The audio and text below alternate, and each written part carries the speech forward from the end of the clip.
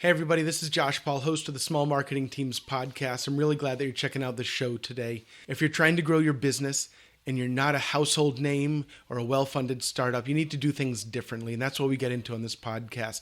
If that's you, go ahead and click subscribe on the screen right now so that you'll get notified when we put out new tips, new tutorials, and new advice for small marketing and sales teams. I am sick and tired of it. I'm sick of tired of it, and I'm not going to take it anymore. Small Marketing Teams, episode 15. You're listening to the Small Marketing Team Show with Josh Paul, the podcast where you'll learn how to achieve big growth without a big budget.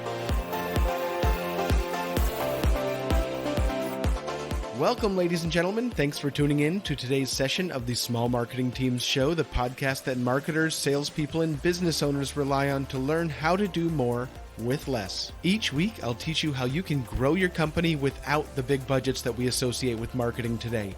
Whether you're the only marketer in your company, and you're also the salesperson, the CEO, and the person who does payroll, or you have a marketing team big enough to need an org chart, you're in the right place. I'm your host, Josh Paul. Let's get started.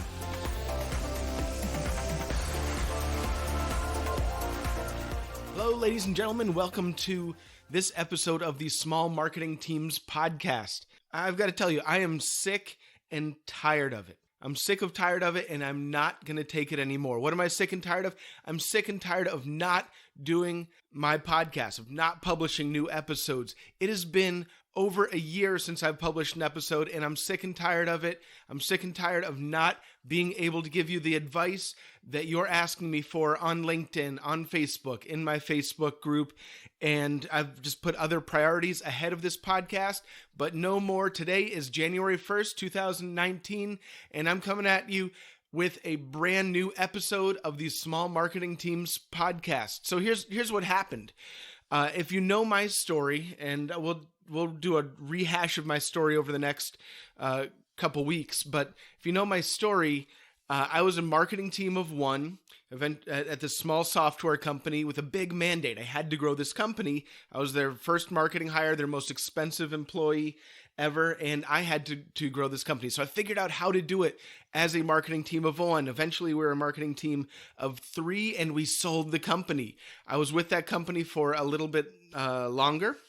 And then I decided to say yes to all the people who, over the years, when I'd speak at conferences or HubSpot user groups, they'd say, how can I build a system that generates leads like you did for my company? Because we brought this company from 10 leads a month to 300 leads a month with a very small team, without outside funding, just by building systems that worked and testing new things that work. We were always testing. And so I started saying yes, and that did a couple of things. One, it gave me a chance to test my process, my systems for small marketing teams with other companies, but it also really bogged me down from being able to build the programs that I wanted to build to help more companies, to be able to impact more people's lives, because I was saying yes to everything from marketing automation consulting to sales consulting to helping people produce content. And it was good for me to figure out what I didn't want to do and where I could make the most impact. But all the while, the podcast slid. I didn't get a new episode out because I went from having one boss to about 30 bosses with all the companies that I was helping. So that's what happened in 2018. I really rejoice in the mistakes that I made and the things that I said yes to that I should not have, because it really helped me figure out what I should be doing, what I shouldn't be doing, how I'm going to get my business to the next level and impact more people with small marketing teams. So here we are, new episode of Small Marketing Teams. And now what I want to talk about today are things that have changed over the past year and things that work for small marketing teams now and where your focus needs to be that 1 year ago, 18 months ago, your focus didn't need to be there. Other things worked. And what I'm trying to say is the things that worked 18 months ago don't necessarily work as well now. They still may work. They still may work in some industries. But I'm going to talk about some things that are really important for you to survive and thrive and grow with a small marketing team in 2019. So the first is very near and dear to my heart, and that is you have to have a funnel before you produce content. One of the hardest things that I've struggled with over the past year is I love producing content. I love helping people. I love giving advice. And when people have problems, I like solving them, especially since I've been through it. I've walked through fire. I've been through the hard times, and I've built systems that work, and I see people struggling with the same thing that I struggled with. So I want to help. I so many times, I've recorded about a dozen episodes of this podcast, just never published them because my time got taken up with other things. But I love blogging and doing live video and recording podcast episodes that are educational, insightful, and original and helpful to you. And so where I always struggled was I didn't have a business. I had a lot of business. The engagements and consulting and speaking and training that I've done over the past year had mainly just fallen in my lap. It had come through referrals. It had come through people in my network. But that's not a real business. That's not a repeatable way to get sales and grow a business. So I've been under a lot of pressure that I've put on myself to make sure my funnel was in place before I started publishing consistently. I would love to do this podcast every day. I'd love to do a Facebook Live training every day or every other day. The more I can help people, the better I feel. That's my mission. I serve people who don't have a big budget and don't have a big team and show them how they can grow their businesses. But I can't do that. I've had to really stop myself and put a governor on myself. Say, no, you can't do that. Get your funnel out first. So things like, it's a devil and an angel on my shoulder. It was, I'd love to get my Facebook group growing faster. No, you have to work on your funnel. And by funnel, I mean, it is the process in which somebody is going to get into your sales and marketing funnel, get into your system. So they're going to opt into something and then be brought down to purchase a product or a service or a combination solution, and then be able to fulfill that solution. So you have to have that back end ready. So when I talk to people who are building out their lead generation system, there's three different things, and we'll talk about this more in the future, but there's three main systems: your content creation system, your content distribution system, and your lead capture system.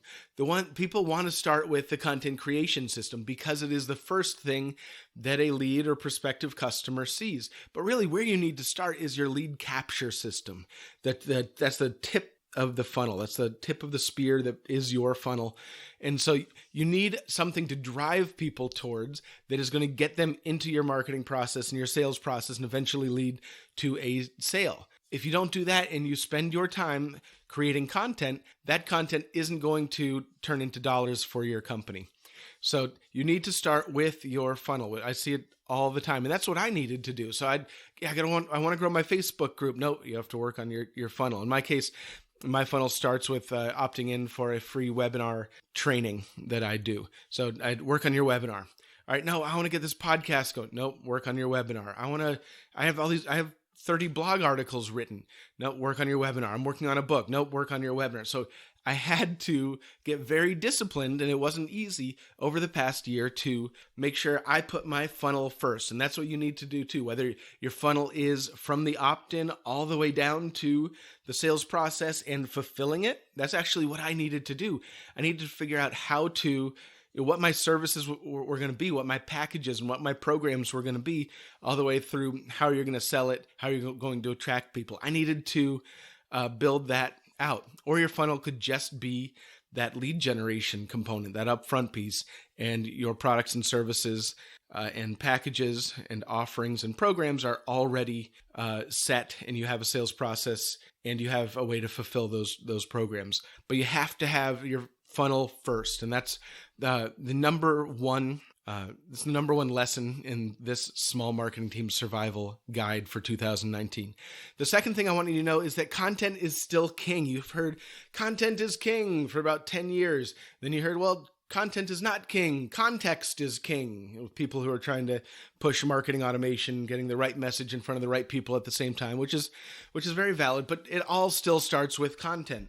You need to be able to produce content. It's just the role of content in your strategy and the way that people consume content has changed, but it still means that you need to produce highly valuable, actually even more valuable, more relevant content than you did 5 years ago or 2 years ago, because the market is so saturated with people producing content. You really need to stand out. But the role that it takes in your strategy is different. It's now used more in your sales process. It's used to build relationships. It's used to nurture your customers. It's not just used to attract prospective customers through a blog post and get you found. Content is used at every point in the process. And if you're really good at producing valuable, original, insightful content, that's going to serve you well throughout your sales and marketing process, and even delighting your customers. The way that people have consumed content has changed. People aren't reading blog posts as much. People aren't even clicking on links in social networks as much. Producing content in the form of podcasts or videos or courses, the content still matters most, but the format and the way that it's distributed has changed in the past year. The third thing that I want to talk to you about, and each of these we'll get into in different episodes, but the third thing that I've noticed over the past year that companies really struggle with is identifying their charismatic leaders. These are people who you can put on camera. As videos become more prevalent in the way that people do research and find companies and find information, find solutions, you need to be on video. You need to have a podcast. And that means that you can't outsource that. You can't have somebody write a blog post who's in Singapore or across the country and just produce that content really quickly. You need people in your company who are part of your brand or part of your company who are going to get on camera and be the face of your company and share that insightful educational information in a video format or a podcast format, preferably both. But so you'll need to identify your charismatic leaders. The companies that are going to try to keep sticking to the text-based Facebook posts and tweets and LinkedIn posts and blog posts are the ones that are going to wake up a year from now and be a lot further behind. So you need to identify who those people in your company are that are going to build relationships with people in your audience, in your target audience, via video. So find your charismatic leaders and start testing them. Start giving them small assignments to share valuable information to your market on video. So we've talked about funnel first. We've talked about content is still king. We've talked about finding your charismatic leaders. Next, I want to talk about making it easier for people to consume your advice. There is so much information out there on the internet. Some of it's true, some of it's not. But there, in any given market, even niche markets, there's so much information being produced. When I first started creating content to get found as part of a marketing funnel, I could create something on a Wednesday, and by the next Friday, it would be on the first page of Google. It doesn't work like that anymore. There's so much content everybody has noticed, wait a minute, these companies that are producing helpful, insightful, original content are crushing us, so we need to start doing it. Get me this agency. I need to hire a writer. We need to start writing internally. So people are producing a lot of content, and a lot of that content resides on blogs, on people's websites. So I want you to leapfrog those people and make it easier to consume your advice. And so that means taking to social networks, the places where people are, so they don't need to come to your blog post. They're subscribing to your blog via email, but they're not clicking on those emails. They're just maybe browsing through that email, but they're not clicking through. So make it easier to consume your advice by repurposing that core content, that blog post, on social networks. It's where places people already are. Two, there's very little barrier to be able to consume that video. So take your blog post, take your piece of thought leadership, and go live on Facebook and share that same information. Same thing with video on Twitter or LinkedIn. Those are the places that you want people to be able to access that information because it's ungated. They don't have to take too many steps. The barriers to people coming to your website and reading your blog have grown exponentially in the past 2 years. So take your valuable content and build relationships with people on those social networks with that valuable content, and eventually they will opt into something. They will get to your website, but make it easier for them to consume your advice by starting with and doubling down on putting that valuable information on your social network platforms, in your Facebook groups, in your LinkedIn groups. I don't think people are still using LinkedIn groups that much. Certain industries are thriving, but as a whole, LinkedIn groups are not that powerful right now. We've gone through 1, 2, 3, 4. The fifth thing, making sure that you have a platform of your own.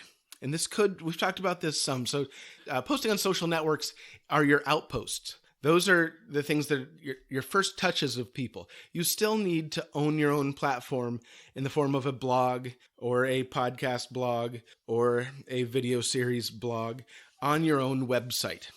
And so 1, you need to own it, and it needs to be on your website. 2, you have to make sure that you have a platform. You don't need to do blog, video blog, podcast, all at once. Pick one where your audience is. A lot of my audience is listening to podcasts more and more. So that's one reason why I'm so excited to get back into publishing episodes. But make sure you have a platform of your own. This serves 2 purposes. One is this is your home base for publishing information and building relationships with people. And the second is that this is a great way to build relationships with other people in your industry, other thought leaders, borrow their credibility. If there is somebody in your industry, there's countless people in my industries and the industry of my clients who have bigger audiences and have more credibility. And if my clients could interview that person and put it on their podcast, or do a video interview and transcribe it and write a blog post about it and put it on their blog, then that is going to borrow that person's credibility. That is going to get you in front of that person's audience. You can promote it to that person's audience, but you can't do that until you have your own show, until you have your own platform. And the platform needs to have a couple things. First, it has to be credible. It can't be a sales platform. It can't be all about you and then, one time I'm going to do an interview with a thought leader. It has to be a place for helpful educational information for your industry. So you need to do the hard work up front and make it that for your audience, or else you're not going to be able to entice those thought leaders in your industry to give up their time for your platform that doesn't really have an audience and shows that you're not committed to educating people the way that they're the way that they're committed to serving their market. So you have to be consistent, you have to do the upfront work, and you have to show that you're committed to educating your market and serving your market to be able to build an audience and pitch that to somebody who you want to interview. All right, so make sure you have your own platform in 2019. This is all part of our quick and dirty small marketing team's survival guide for 2019. Now, so the last thing is to systematize your relationships. So we've talked about building relationships with your audience, with your prospective customers, with your current customers, and with thought leaders. And as a small marketing team, it will eat up your entire day if you need to manage those relationships. Eventually, you're going to want a influencer management program, and you're going to want to hire somebody. But most of us, small marketing teams, cannot do that now.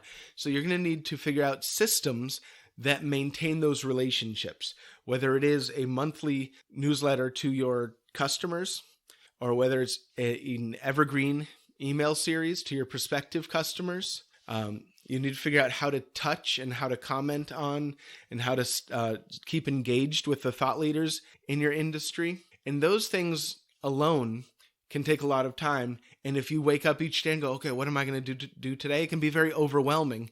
So that's why you need to create systems. So for this, Thursday from 10 to 11 in the morning, that's when I'm going to go take my list of influencers and go to their LinkedIn pages and comment on one of their posts. I'm going to do that for an hour. I'm going to time box myself for 1 hour and go through my list of influencers and make sure that I'm engaged with them and they know that I am thinking about them, they are on my radar, and I appreciate what they're doing.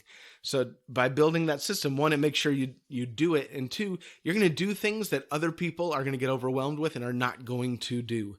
So make sure you create those systems, take those basic things that you need to do to maintain relationships with your customers, your prospective customers, and the influencers in your industry, and turn that into a repeatable system that you do each week. So there we have it. There's 6 things for our small marketing team survival guide for 2019. First, make sure your funnel is solid and intact before you start scaling your content. Second, content is still king. Just know that the role that it plays in your strategy, the formats, and the way that people consume it has shifted over the past year. Next, find your charismatic leaders.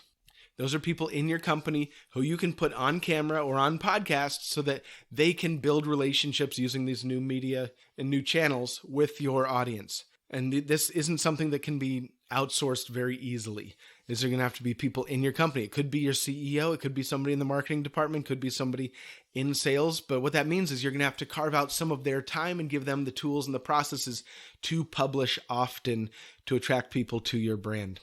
Next, number 4, make it easy to consume your advice. That means taking your core content and putting it first in your Facebook group, on your Facebook page and your LinkedIn page and on Twitter, on video, and make it easy to consume where people are and make the barrier to entry, the barrier to consuming that content very, very low. It's one of the ways that you can stand out when everybody's producing content. And then number 5, make sure that you have a platform of your own. You don't want to live and have all of your content on social networks. Make sure you have a show that you can bring people back to. One, because that's the center of your universe for attracting people and creating content, whether it's content for SEO or content to be found on social or content to be shared in the sales process. But most importantly, this is something that I've noticed that is a trend that is going to get bigger and bigger and bigger. The relationships that you have in your industry are some of the most important assets that you have. And the way that you can build and maintain those relationships is by sharing your platform with those other thought leaders in your industry and inviting them to share their message and their experience and their stories on your platform. It's hard for them to say no. They're like, somebody who has an audience of 1,000 people or 50,000 people wants me to get in front of their audience. I can't say no to that. And so you can't do that without your own show, without a platform of your own. And then lastly, that relationship building with your customers, your prospective customers, and the influencers in your industry, you need to turn those into basic systems. And you can grow them over time. You can layer in additional things over time, but start with very basic systems to maintain those relationships and grow those relationships over time, because it's easy for that to fall to the bottom of your priority list. And when that happens, you end up not nurturing those relationships. And mark my words, the relationships that you have and the strength of those relationships and your ability to maintain and grow those relationships is going to be one of the most important things in your business for the next 5 years, at least. So there you have it. I appreciate you guys listening today. So that was our small marketing team survival guide, 6 things that you need to keep your eye on and make sure that you have in place. I'm so excited to be back doing the Small Marketing Teams podcast. Over the past year, one of the things that I have done to serve my market was start a Facebook group. So if you want more tips like this, it's actually one of the place that I publish the advice that I have the most. I'm not publishing that much on my Facebook page, on my LinkedIn page. Sometimes I'll take something from the group and post it there. But if you go on Facebook, or you can actually go to the community link on the smallmarketingteams.com website. But if you look in Facebook for the Small Marketing Team Secrets Facebook group, that is where I'm giving advice practically daily. And it's fairly small right now, but we're going to build a community there of people who don't have a lot of resources, don't have big staffs, don't have big budgets, but want to share how they're growing their business. So that's all we have for today. All right, I'll see you online.